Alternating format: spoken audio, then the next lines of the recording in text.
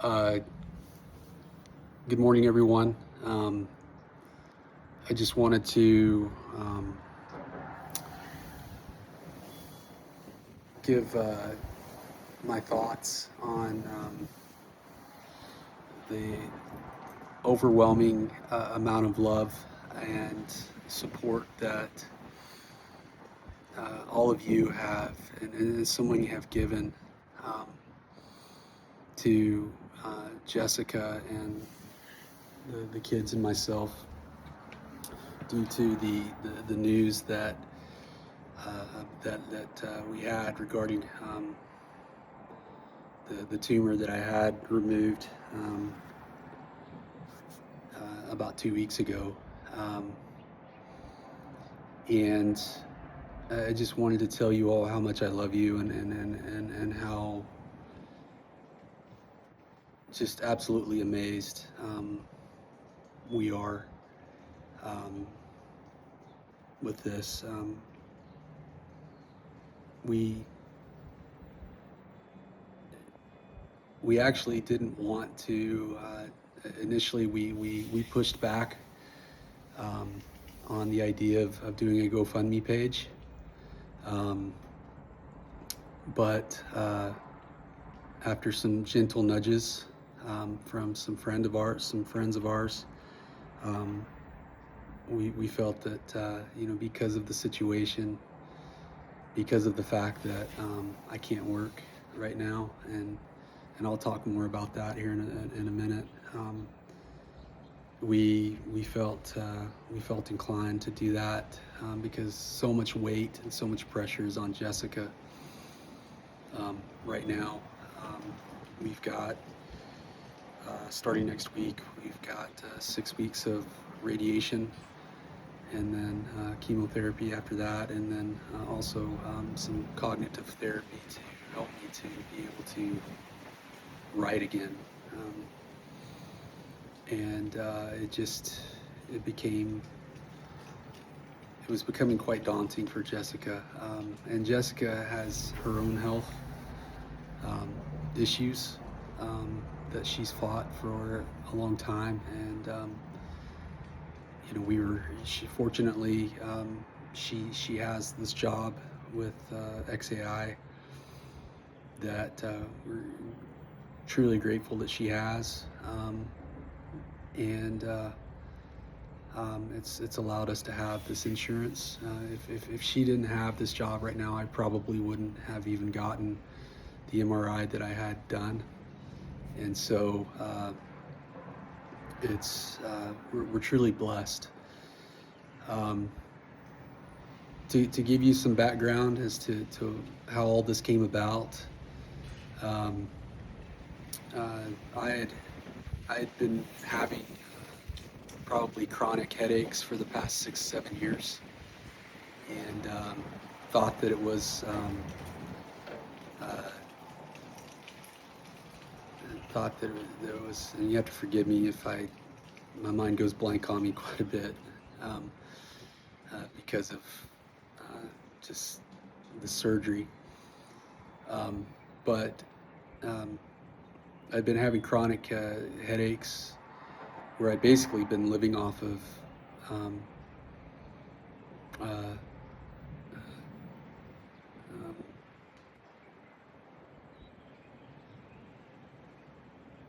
I can't think of it, Tylenol and Advil all day, every day for about, like I said, about 6, 7 years.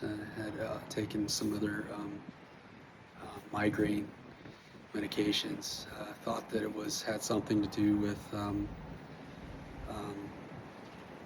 polyps in my sinus cavities. I had 2 different surgeries and had one in October, this past October, and was hoping that would ease the headaches, and it didn't. And so my ENT and my post operation um, appointment told me that uh, let's do an MRI, which he never recommends MRIs, or never orders them for his patients, but he ordered for me, and that was about 6 weeks out. And then on January 15th, I went and got the MRI done, and I knew something was obviously not good when 3 hours after I had the MRI, my doctor had called me and said, I need to talk to you immediately. And I wasn't able to get a hold of him that day, and he called me first thing the next morning and told me that they found what appeared to be a large tumor about the size of an egg in the occipital temporal region on the left side of my brain, which affects my speech and my cognition and vision. And so anyway, I went and saw a doctor in Austin, and didn't exactly have the warm and fuzzies from him. He told me that we should just probably sit on it for 3 to 6 months to see where it goes.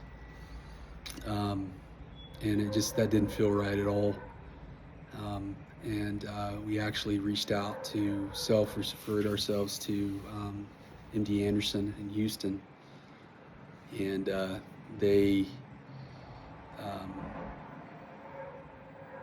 the moment it took a while to get the MRI scans to them, but within about within about an hour of them getting those scans, they wanted me there.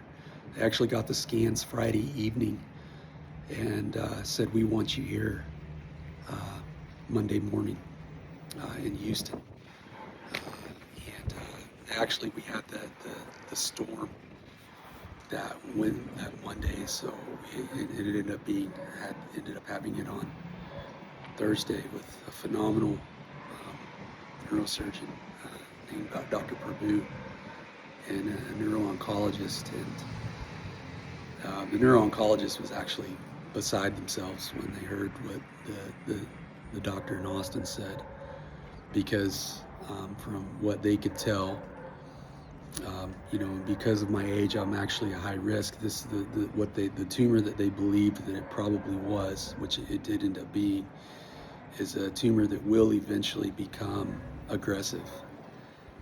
It may have been slow growing at first, but eventually it will become an aggressive tumor. And once it becomes aggressive in the range 3 or 4, it's almost a death warrant if you allow it to get to that point. And so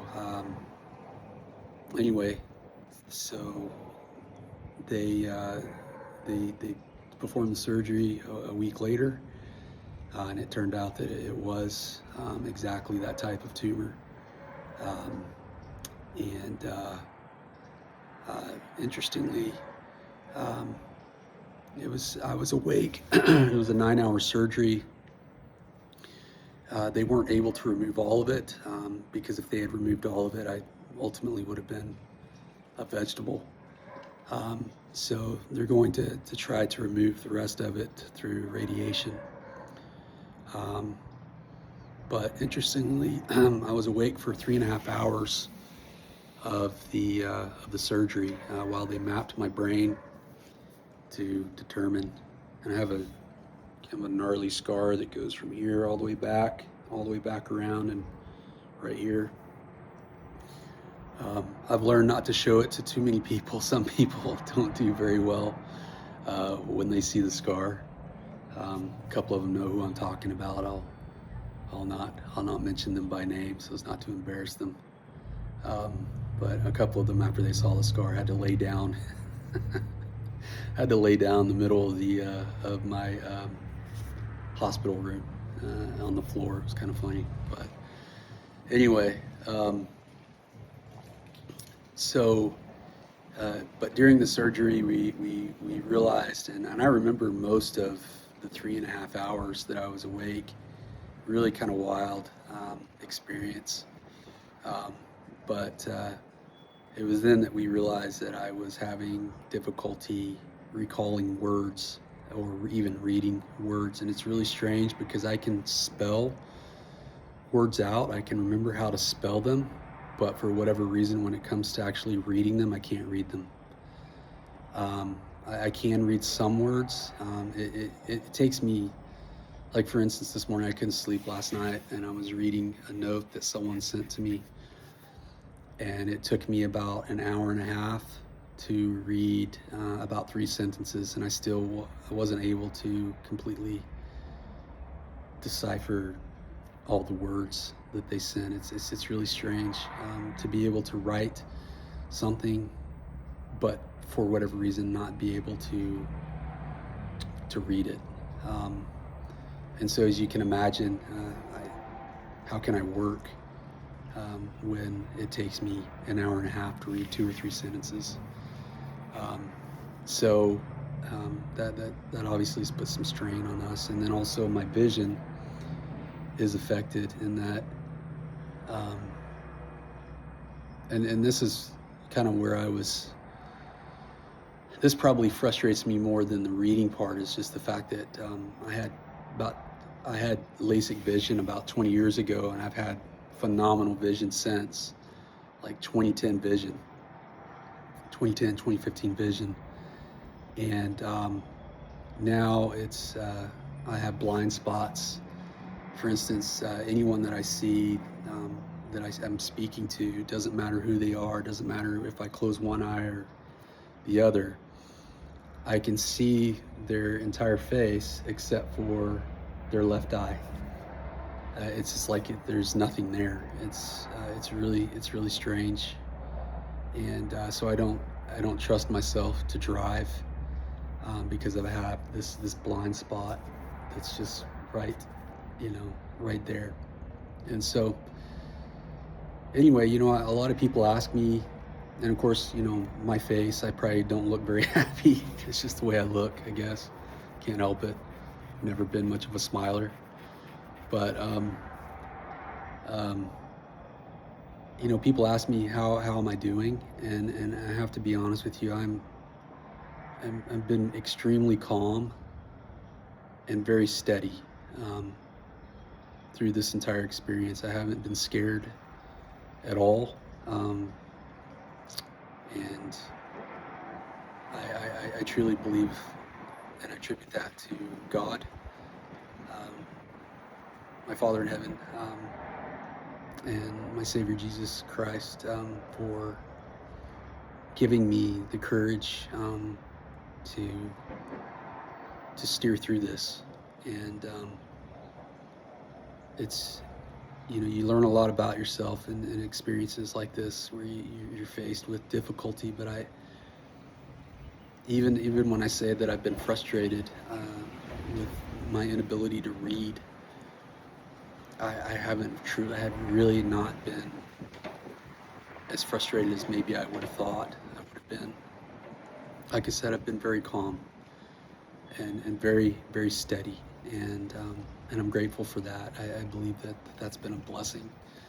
I believe it's been answers to prayers.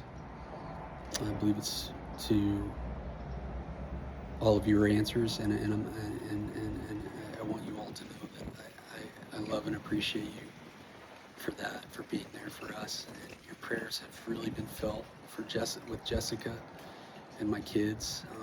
They're the ones who I think have had the hardest time through this.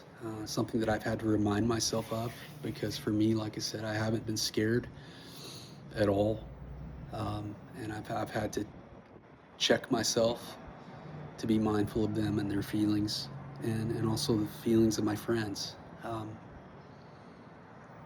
and those who've been greatly affected by this. And I've been really taken back by how affected a lot of people have been by this. The prognosis for me is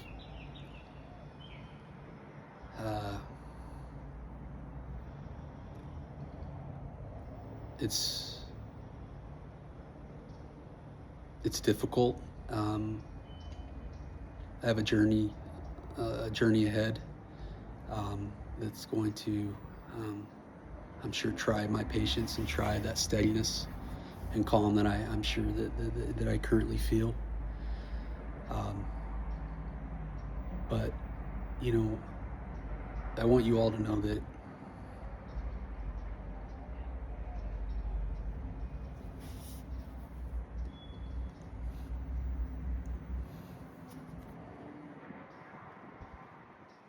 I'm okay. I don't know how to explain it, but I'm okay. It's going to be okay. I don't know what the outcome's going to be. And I'm not crying because I'm scared or because I'm upset. I'm emotional because I'm amazed. The gratitude that I feel.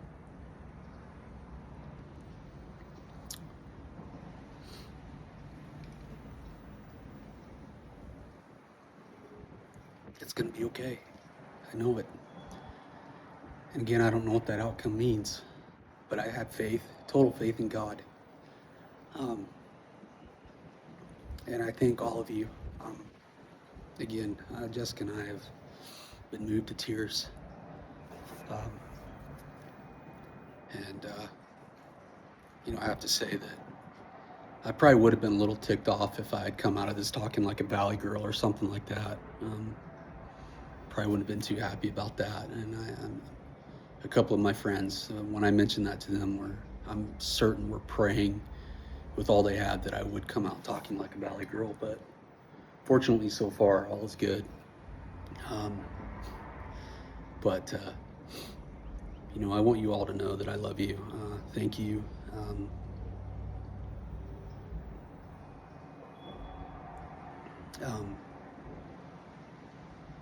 you all mean the world to me, and thank you so much for showing your love for me and Jessica and the kids.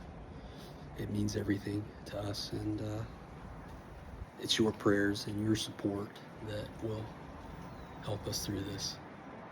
So, thank you all. And if any of you want to talk to me or reach out to me, please feel free to. Just remember to, if you send me an audio, I can't, like I said, I can't read. I mean, I could try to read. It might take me a couple of days to read your message. I'll figure it out. But or if you want to reach out and call, please feel free to. It's not like I'm real busy right now. So thank you all, and I'll talk to you soon.